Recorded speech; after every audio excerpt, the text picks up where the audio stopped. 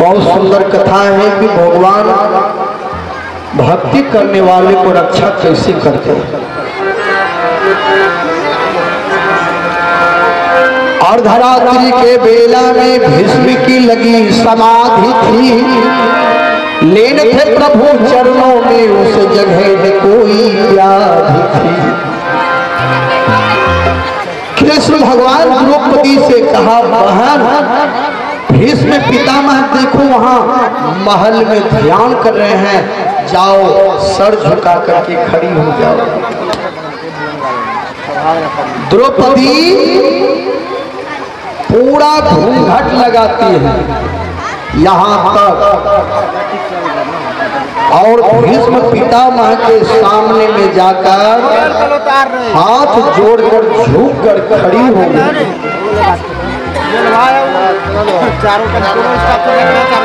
द्रौपदी ने जाकर सर रखा चरणों में, भीष्म पितामह के चरणों में कौन झुका देखो, बाबा भीष्म एकदम चलते।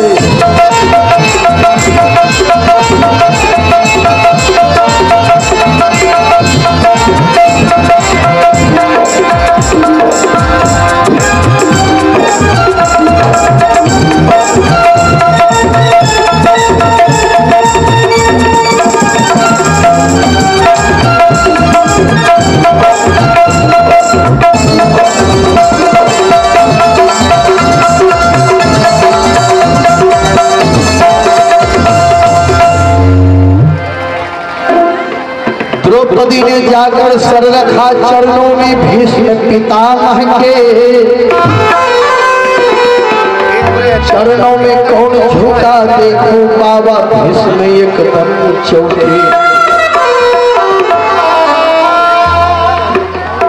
भीष्म पितामह जब नेत्र को खोलते हैं तो देखा मेरे चरण में कौन सर झुका के खड़ी है।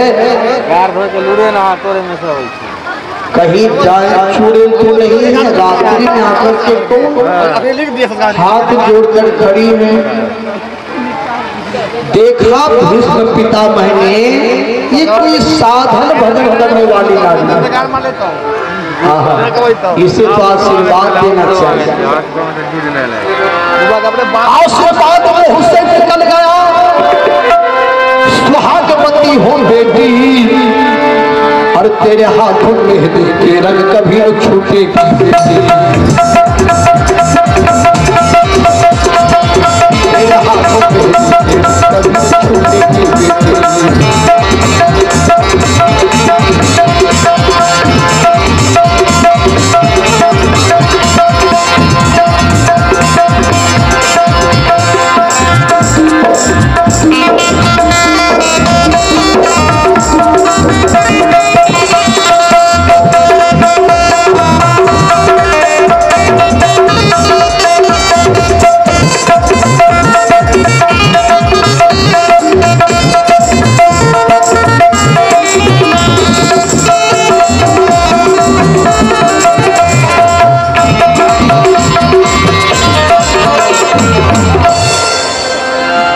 आशीर्वाद मुंह से निकल गया,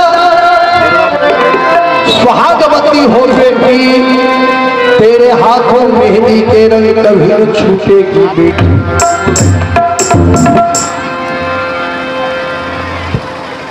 भीष्म पितामह ने आशीर्वाद दे दिया, बेटी तुम सुहागवती हो। सुहाग तुम्हारा या चल रहा है, माथे से सिंदूर लो कभी खाली हो, वर देता हो यह बेटी तुम वीर कुमारी वाली हो। वीर पुरुष की पत्नी हो के जाओ, ये मेरा आशीर्वाद। द्रौपदी घूंघट ऊपर करती है, दादाजी आप तो कभी झूठ नहीं बोलते थे,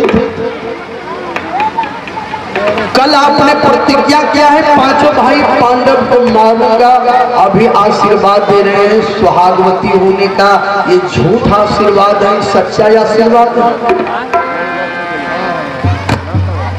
भीष्म पितामह को 106 डिग्री बुखार चढ़ गया,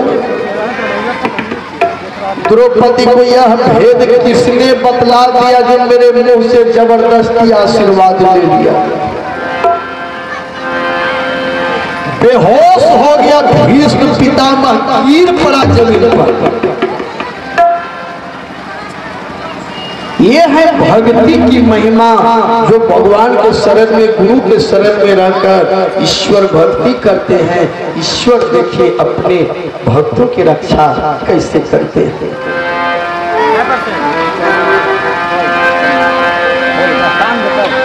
आया होश जब भीष्म पितामह को, हाथों से माला छूट गई, प्रभु चरणों में लगी हुई चित चोर समाधि टूट गई। जब भीष्म पितामह को होश हुआ तो भीष्म पितामह ने कहा, बेटी अच्छा ये बताओ यह भेद तुमको किसने बतला दिया? इतनी बड़ी रात्रि में अकेली यहाँ आने का कैसे साहस किया? द्रौपदी चुप हो जाती है, कहीं भगवान का नाम कहो गुस्सा में, कहीं श्राप हमें दे दे। द्रौपदी तो चुप हो गई, लेकिन भीष्म पितामह ने सोचा जरूर इसके साथ में कोई आया हो गया। अच्छा देखे बाहर, तो बाहर जब निकले भीष्म पितामह तो कृष्ण भगवान को देख रहे थे। एक बात खटकता है दिल में जिसने हैरान कर डाला, सच बतलाओ कहाँ छुपा है तुम्हें यहाँ पर लाने वाला? बाहर देखा जो बाबा ने योरी का दृश्य निराला था, पीताम्बर के घूंघट लिए वो खड़े बेसरी वाला था।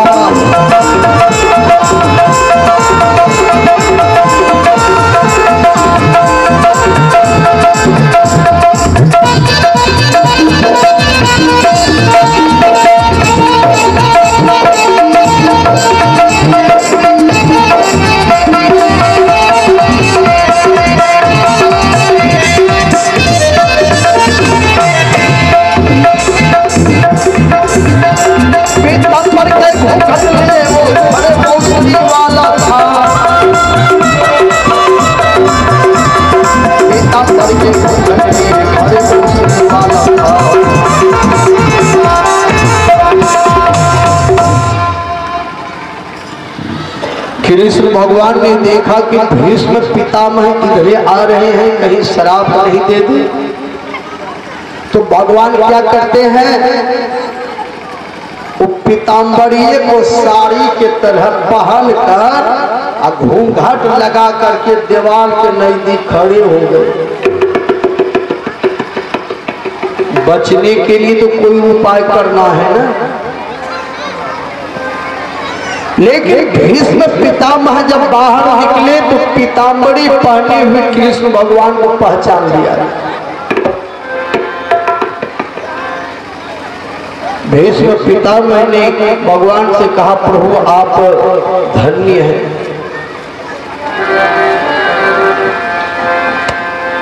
दुर्योधन के अन्न खाने से मेरी बुद्धि बिगड़ गई।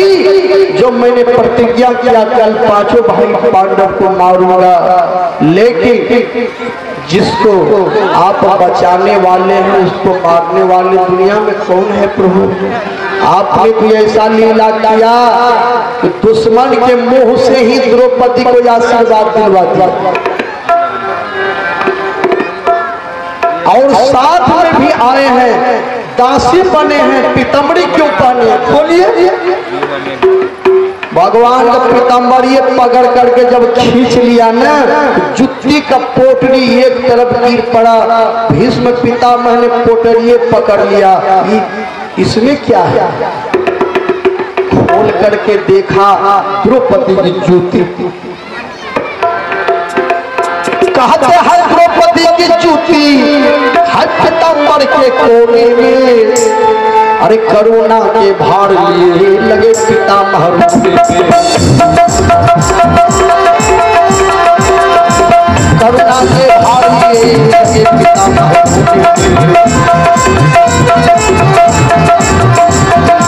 करुणा के भाव में लगे पितामह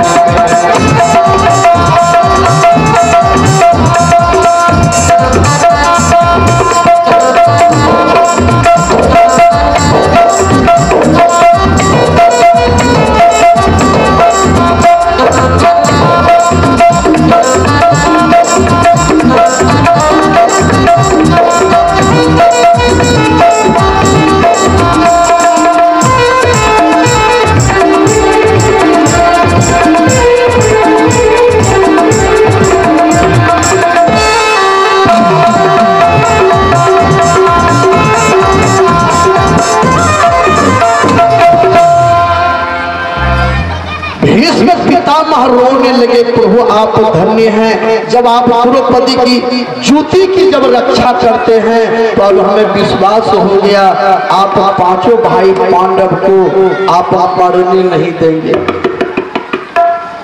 जब आप बचाने के लिए तैयार हैं तो हम भी और आशीर्वाद दे देते हैं।